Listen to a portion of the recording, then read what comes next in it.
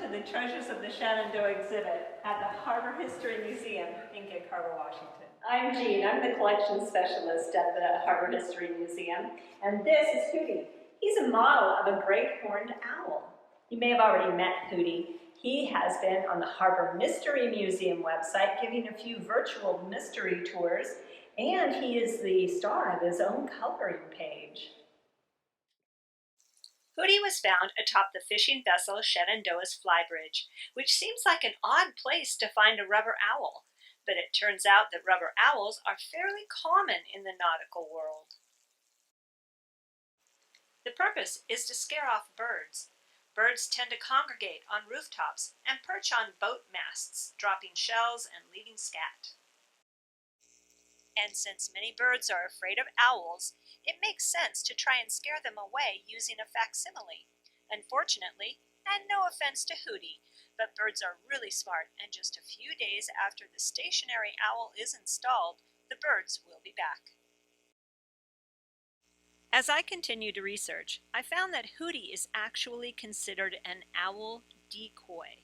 By definition, a decoy is used to deceive something by either enticing it into a trap or away from a particular place. Did you know that Native Americans are credited with making the first duck decoys several thousands of years ago?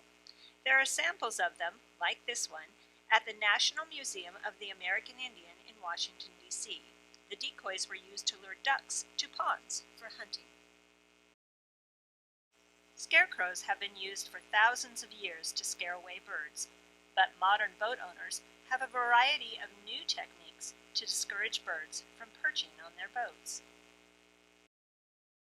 Some of the more common devices in marinas are pilings with points, spikes on fences, and spikes on railings.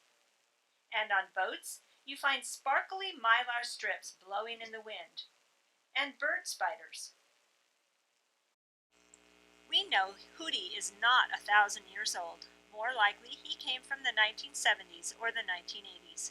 Hootie is now retired, and he won't be scaring away any more birds.